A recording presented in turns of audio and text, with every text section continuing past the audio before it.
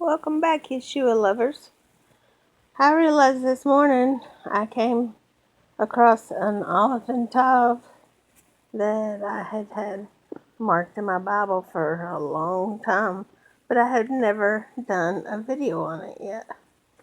And it is going to be in Deuteronomy chapter 10, and our elephant tav is in verse 4, which, if you follow these videos very much, you know that 4 always refers to, or usually refers to, the Messiah.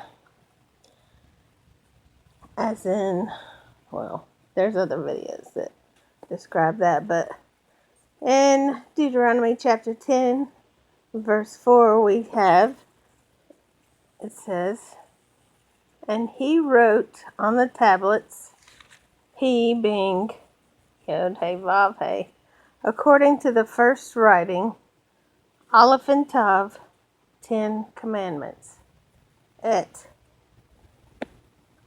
Aseret Hadvarim, et Yeshua, Aleph and Tav." This is the Aleph, and this is the Tav here. Aseret, 10, Hadvarim, words or things. Im at the end of the word here just makes it plural.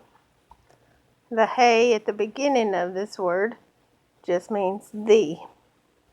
So Aleph and Tav is the 10 words.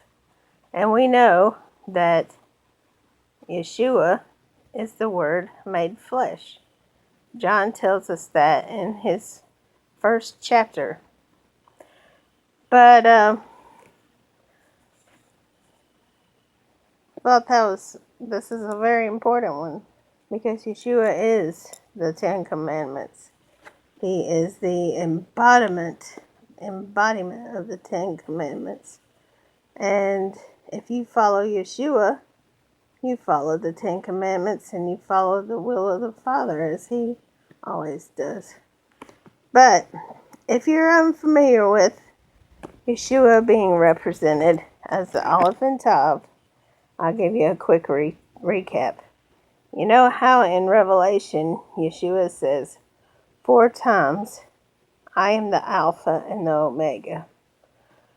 Well, and those verses I'll put up here in Revelation.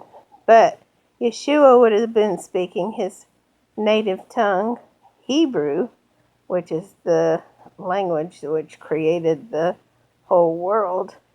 And he was speaking to John, whose native tongue was also Hebrew.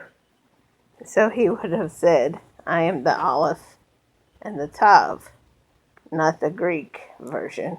But when the Hebrew revelation was translated into Greek, the translators changed it from Aleph to Alpha and from Tav to Omega, the first and the last letters of the Greek alphabet. And then when the English translators came along, excuse me, thankfully they left it as Alpha and Omega, because if they had said, "I am the A and the Z," we may have missed it, I don't know.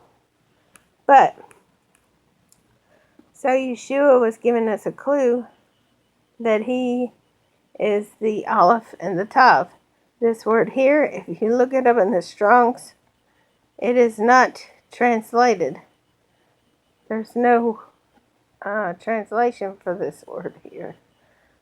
It is a part of grammar in Hebrew that points to the direct object. And there are hyphenated Aleph and Tav, as this one is hyphenated to Hadvarim, actually. But I just pull out the unhyphenated ones. There are fewer of these than of the hyphenated. So that's just to give you a little recap for those of you who are new. You can always catch the first video, which is the introductory video to the Aleph and Tav, being Yeshua. But I appreciate you joining me today. And keep on searching for Yeshua. He's the way, the truth, and the life. And no one comes to the Father except through him. All right. Love you guys. Lahitraot.